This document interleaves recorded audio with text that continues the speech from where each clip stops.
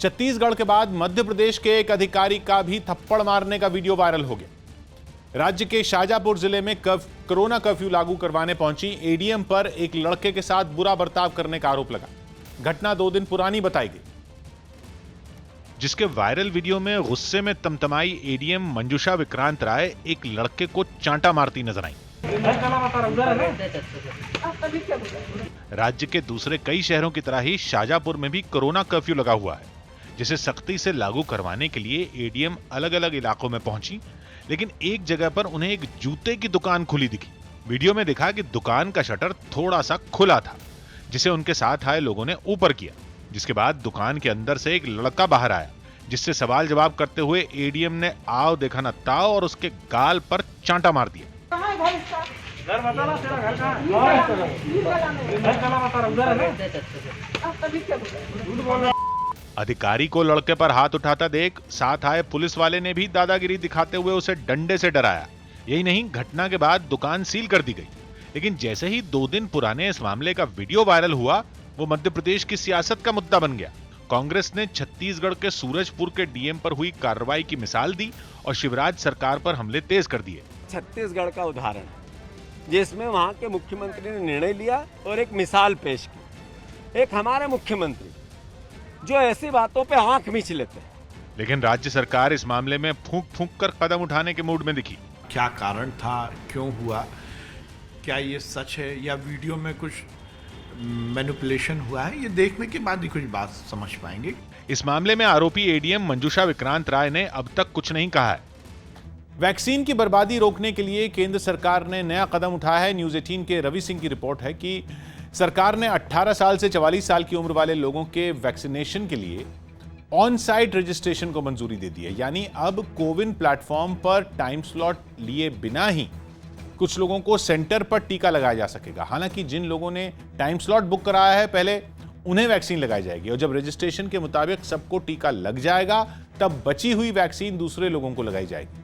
फिलहाल ये सुविधा सिर्फ सरकारी सेंटर पर ही दी जाएगी। सरकार को उम्मीद है कि इस कदम से वैक्सीन की बर्बादी तो रुकेगी ही, टीका लगाने के अभियान को भी रफ्तार मिलेगी। इस बीच बेंगलुरु में कोरोना टेस्ट के लिए लोगों से जोर जबरदस्ती करने का वीडियो वायरल हो गया, जिसके बाद नगर निगम के कमिश्नर ने मामले की जांच का आदेश दिया। आरोप है कि वहां के एक इलाके में लोगों को सरकारी कर्मचारियों ने कोरोना टेस्ट कराने के लिए परेशान किया, जिससे जुड़े कुछ वीडियो भी वायरल हुए, जिनमें एक में तो कोरोना टेस्ट करने वाले कर्मचारी एक लड़के से मारपीट करते नजर आए। इन लोगों ने पहले इस लड़के से कोरोना का टेस्ट कराने को कहा, जिसके बाद लड़के ने 2 टूक मना किया। फिर क्या था, एक शख्स उस पर टेस्ट कराने के लिए दबाव बनाने लगा, लेकिन लड़का लगातार मना करता रहा। यही नहीं, एक बार तो उसने ऊंची आवाज में गुस्सा कर भी इनकार किया। फिर क्या था, वहां मौजूद कर्मचारियों ने उसके साथ बदसलूकी करना शुरू कर दिया। 2 कर्मचारी उसे धक्का देकर जांच वाली टेबल तक ले आए और फिर उनमें एक उस पर थप्पड़ बरसाने लगा। यही नहीं, उसने लड़के का एक हाथ मरोड़ा और उसे जमीन पर गिराकर मारने लगे। इस बीच दूसरे शख्स ने भी लड़के को पीटा और उसकी गर्दन पकड़कर टेबल तक लाया। एक और वायरल वीडियो में भी 2 लोग कोरोना टेस्ट करवाने से मना करने वाले व्यक्ति के साथ जोर जबरदस्ती करते दिखे। इस तरह की तस्वीरें सामने आने के बाद बेंगलुरु नगर निगम ने सख्ती दिखाई और निगम कमिश्नर ने मामले की जांच के आदेश दिए। सौभाग्य की बात है कि महामारी से निपटने की जिम्मेदारी प्रशासन की है और नियम तोड़ने वालों पर अफसरों की झुंझुलाहट समझ में आती है। लेकिन अगर आईएएस और पीसीएस जैसे बड़े अफसर भी लोगों को मारपीट कर हालात सुधारने की कोशिश करेंगे तो इससे असंतोष और अराजकता ही बढ़ेगी। सुप्रीम कोर्ट ने कोरोना से मरने वाले लोगों के डेथ सर्टिफिकेट पर कोरोना से मौत नहीं लिखे होने पर केंद्र सरकार से जवाब मांगा। न्यूज़ 18 के एहतशाम खान की रिपोर्ट है कि इस मामले से जुड़ी एक याचिका पर सुनवाई करते हुए सुप्रीम कोर्ट ने केंद्र से पूछा कि जिन लोगों की मौत कोरोना से हो रही है, उनके डेथ सर्टिफिकेट पर कोरोना से मौत क्यों नहीं लिखा जाए।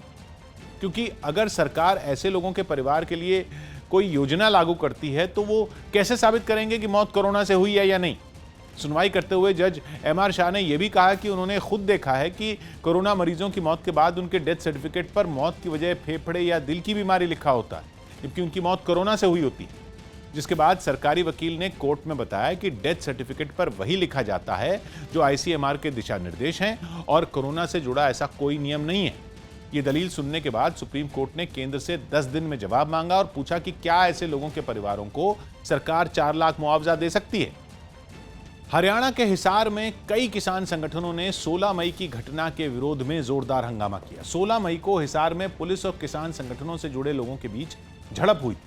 उसके बाद पुलिस ने कई लोगों को आरोपी बनाकर उस मामले में केस दर्ज कर लिया था। इसी बात से नाराज किसान संगठनों ने कुछ दिन पहले ही हिसार कूच का ऐलान भी कर दिया था। राकेश टिकैत समेत कई किसान नेताओं की अगुवाई में वहां सैकड़ों लोग सड़कों पर उतरे। कोरोना नियमों की अनदेखी करते हुए उन्होंने खूब नारेबाजी भी की।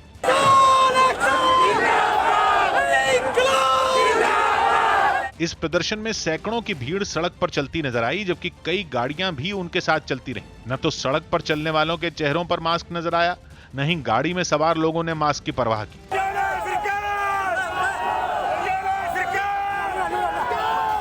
16 मई की घटना से नाराज सभी प्रदर्शनकारी हिसार के लघु सचिवालय का घेराव करने के मकसद से आगे बढ़े। पुलिस ने भी वहां सुरक्षा के पुख्ता इंतजाम किए थे। साथ ही अर्धसैनिक बल की कई टुकड़ियां भी तैनात की गईं। यही वजह रही कि गुस्साए प्रदर्शनकारी वहां तक नहीं पहुंच पाए। किसान संगठनों के इस प्रदर्शन के ऐलान के साथ ही पुलिस ने हिसार को छावनी में बदल दिया था। खबर है कि हत्या के आरोप में घिरे पहलवान सुशील कुमार को अपनी रेलवे की नौकरी से हाथ धोना पड़ सकता है।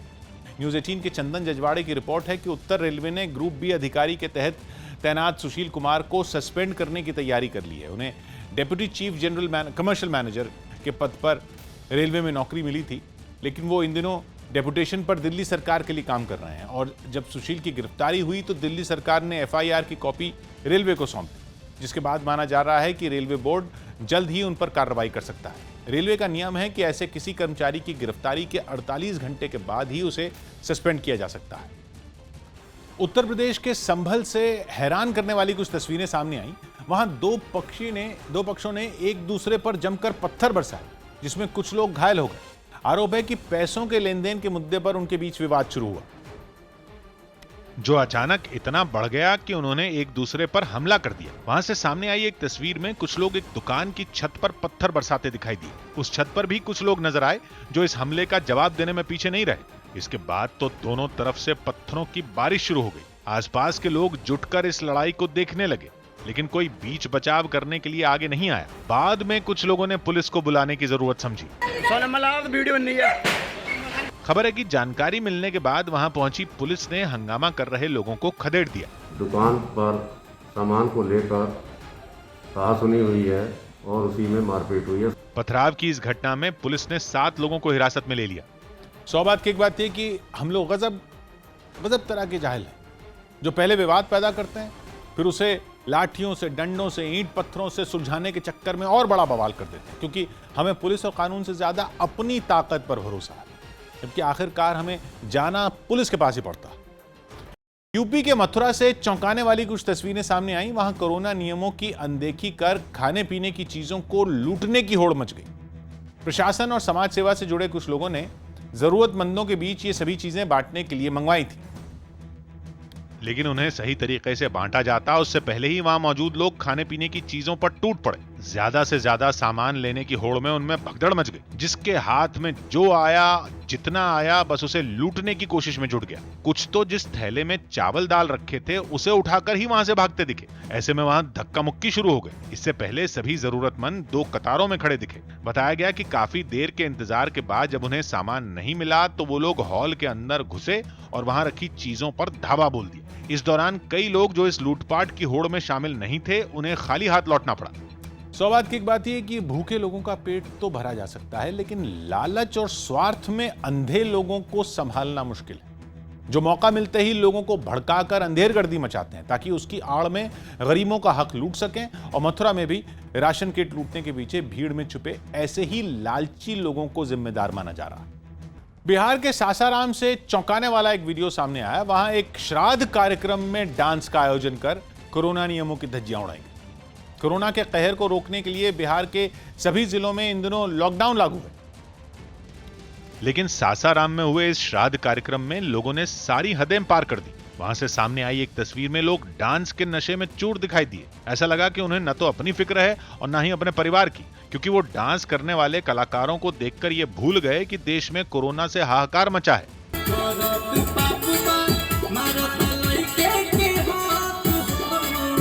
सोशल डिस्टेंसिंग की बात तो दूर, कार्यक्रम में शामिल कलाकारों के अलावा कई लोग ऐसे भी दिखे जिन्होंने मास्क पहनना भी जरूरी नहीं समझा। वहां लोग न सिर्फ एक दूसरे से सटकर बैठे दिखे, बल्कि डांस के दौरान कुछ लोग कलाकारों के ऊपर पैसे भी लुटाते नजर आए। सौभाग्य की एक बात यह कि किसी के मरने पर शोक और श्रद्धा जताने के लिए श्राद्ध होता है, और उसका भी हमें कुछ लोगों ने तमाशा बना दिया, जिन्हें यह लगता है कि किसी बुजुर्ग के श्राद्ध में नाच गाना होगा तो मरने वाले को मोक्ष मिल जाएगा। अब तो यह है कि कुछ लोग महामारी में भी अपनी सनक का भद्दा प्रदर्शन करने से बाज नहीं आ रहे। कोरोना की तीसरी लहर की आशंका को देखते हुए महाराष्ट्र और दिल्ली समेत देश के कुछ राज्यों ने तैयारियां तेज कर दी।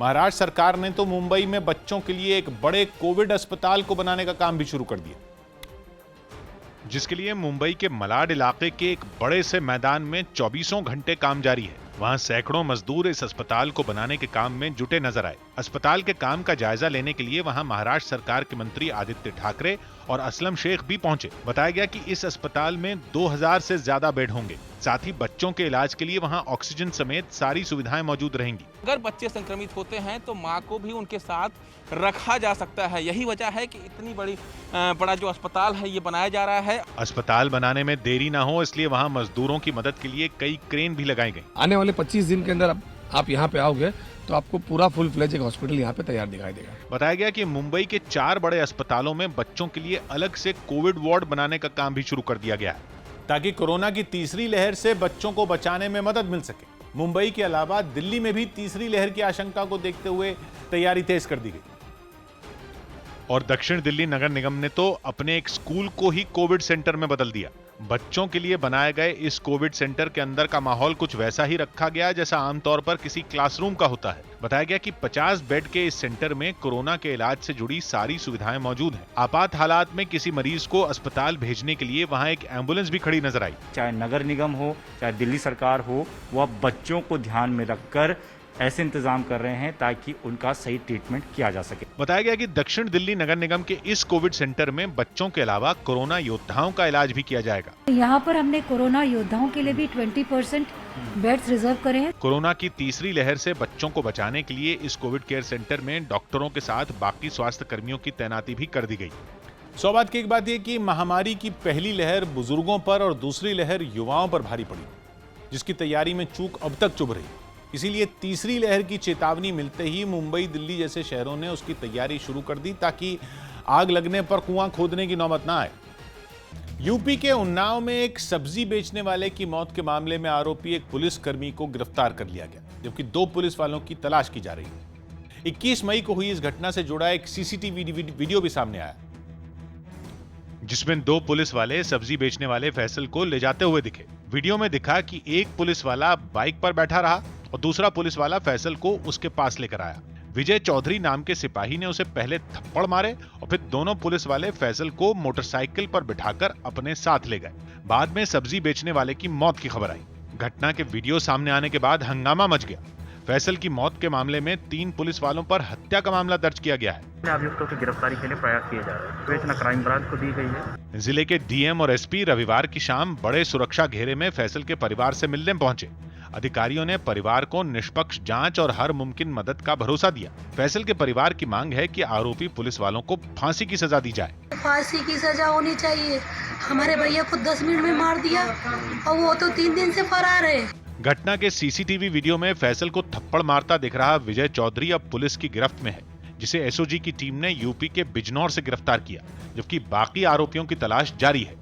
सौभाग्य की बात यह कि पुलिस का काम सजा देना नहीं, बल्कि कानून तोड़ने वालों को सजा दिलाने के लिए कोर्ट तक पहुंचाने का है। लेकिन कुछ पुलिस वाले खुद को जज और जल्लाद दोनों मान चुके हैं, जिनकी वजह से पूरा पुलिस महकमा बदनाम है और अब बदनामी का वही दाग धोने की कोशिश उन्नाव की पुलिस कर रही है। कोरोना के बाद कई राज्यों में अब ब्लैक फंगस के बढ़ते मामले चिंता बढ़ा रहे हैं। राजस्थान सरकार ने घर घर जाकर सर्वे करने का फैसला लिया है, ताकि कोरोना से ठीक हो चुके मरीजों में बीमारी के लक्षणों की जांच हो सके, जिसके लिए स्वास्थ्य विभाग के अधिकारी खुद स्वास्थ्य कर्मियों के साथ घर घर पहुंचते देखे गए। 700 से ज्यादा मामला आ चुके हैं, लेकिन उससे बड़ी चिंता यह है कि जो कोरोना से ठीक हुए और कितने मरीज हैं इसके लिए घर घर सर्वे किया जा रहा है। अधिकारियों की कोशिश है कि अगर किसी मरीज में बीमारी के लक्षण दिखें तो उसे वक्त रहते इलाज दिया जा सके। यहाँ पर जो दवाइयाँ उपलब्ध कराई जाए जिससे कि म्यूकरमाइकोसिस के जो अचानक केस बढ़ रहे हैं उन पर लगाम लग सके। सर्वे के दौरान उन मरीजों की भी मदद की जा रही है जो घर में रहते हुए ही कोरोना से जंग लड़ रहे हैं। पेशेंट को गाइड करते हैं, अगर उनका पॉजिटिव केसेस है तो उनको भी प्रॉपर तरीके से गाइड करते हैं। सरकार का अनुमान है कि इस सर्वे के जरिए उन लोगों की पहचान हो पाएगी जो ब्लैक फंगस के शुरुआती लक्षणों को नजरअंदाज कर देते हैं। कोरोना के खतरे को देखते हुए उत्तर प्रदेश के सभी गांवों को सैनिटाइज करने के अभियान की शुरुआत की गई। शहरों के साथ राज्य के कई गांवों में भी ये महामारी पैर पसार चुकी है, जिसे दूर करने के लिए सरकार गांवों को सैनिटाइज करने में जुट गई है। इसकी शुरुआत गाजियाबाद जिले से हुई, जहां केंद्रीय मंत्री और इलाके के सांसद वीके सिंह ने हरी झंडी दिखाकर दमकल की कई गाड़ियों को रवाना किया। दमकल की इन गाड़ियों के जरिए ही सभी इलाकों में केमिकल का छिड़काव किया जाएगा ताकि कोरोना समेत दूसरे कीटाणुओं को भी खात्मा किया जा सके। तीसरी वेव के आने से पहले एक बार सब जगह, सब गांवों के अंदर एक बार सैनिटाइजेशन हो जाए। खबर है कि छिड़काव के लिए तैयार किए गए केमिकल को राज्य के डॉक्टरों और नगर निगम ने मिलकर बनाया है। एक साल का जो अनुभव है उसको लेकर ब्लैक फंगस और कोविड का मुकाबला करने की तैयारी यहाँ पर उत्तर प्रदेश में हो रही है। गाजियाबाद के 161 गांवों से इस अभियान की शुरुआत के बाद जल्द ही प्रदेश के बाकी जिलों में भी ये मुहिम चलाई जाएगी। सौभाग्य की बात यह कि कोरोना वायरस अब गांव में भी फैल चुका है और उसकी चपेट में आए लोगों के खांसने छींकने की वजह से सार्वजनिक जगहों पर इस वायरस के होने की आशंका है, जिससे निपटने के लिए सोडियम हाइपोक्लोराइड नाम के केमिकल के छिड़काव का दिशा निर्देश स्वास्थ्य मंत्रालय ने भी जारी किया।